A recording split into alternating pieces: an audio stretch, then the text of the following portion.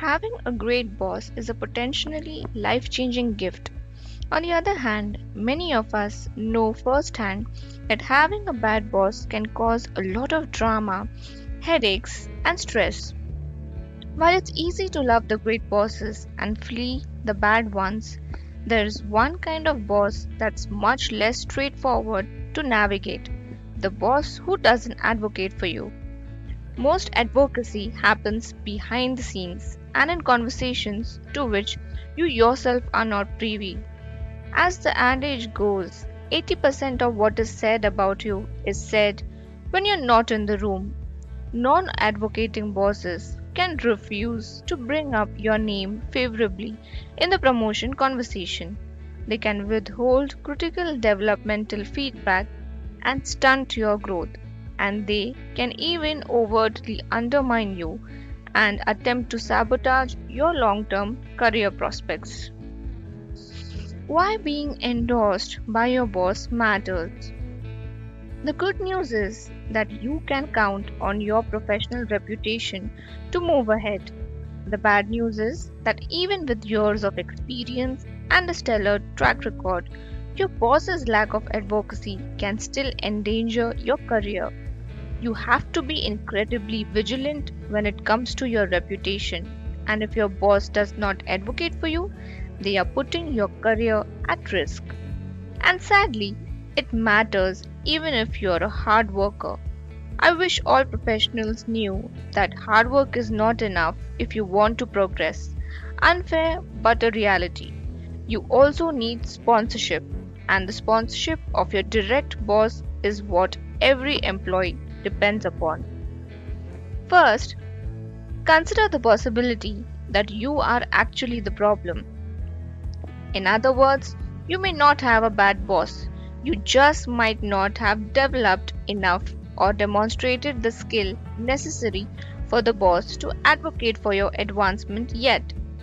Observe the characteristics and accomplishments of the rising stars around you to see where you might improve. Proactively solicit the gift of your boss's feedback and ask what it would take to earn their advocacy. And perhaps consider getting a coach to help you make the improvements necessary to earn your manager's advocacy. Seeking and applying your boss's advice could potentially move them to advocate on your behalf.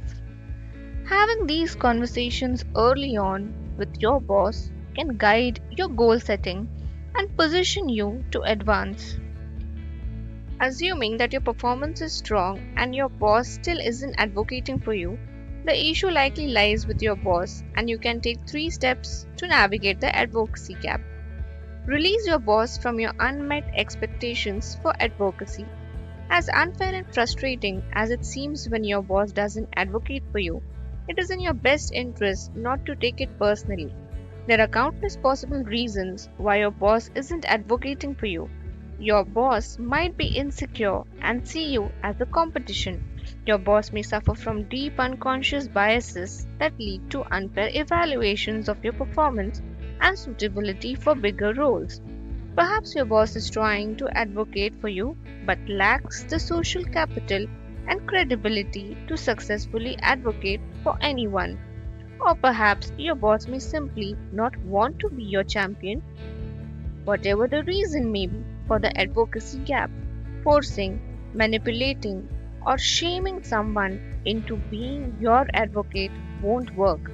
Let go of whatever anger or hurt have developed because of your boss. Instead, find another advocate. Ideally, you would have a direct supervisor going to bat for you from the get go. But your boss isn't the only person in the organization who can advocate for you. There are other influencers who can give you the boost you need. To navigate your advocacy gap, you want to identify and win the support of executive sponsors. The ideal sponsor is a powerful, high ranking ally within your organization who will bring up your name with the right people at the right time so that you gain access to opportunity. Your sponsor is your champion in the organization and sometimes even beyond it.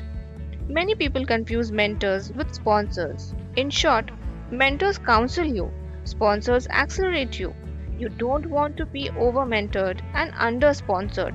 This is particularly important for women and people of color for whom research shows hard work alone is usually not enough to get noticed. Sponsors typically choose their proteges, so you will want to strategically increase your visibility to gain their interest instead of explicitly soliciting their advocacy.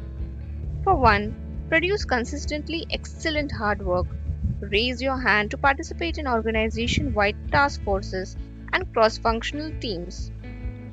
By adding value to important strategic projects for the organization, you will build your skill set and to your experiences and interact with new people. That way, you can develop a reputation for being a reliable, growth minded leader who is focused on the organization's objectives. Make it clear that it is in the organization's best interest to retain and advance you. The third thing that you can do is build your network inside and outside of the organization. The plain truth is that the best leaders have what I call a 360-degree advocacy. That is, advocacy from those above them, those besides them, and their direct reports. Don't underestimate the value of your peers and your direct reports in bringing your name up and speaking well of you.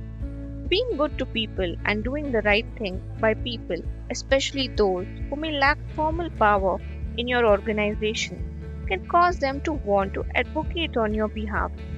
Finally, being an engaged citizen beyond your workplace, in your industry, or your community can help as well.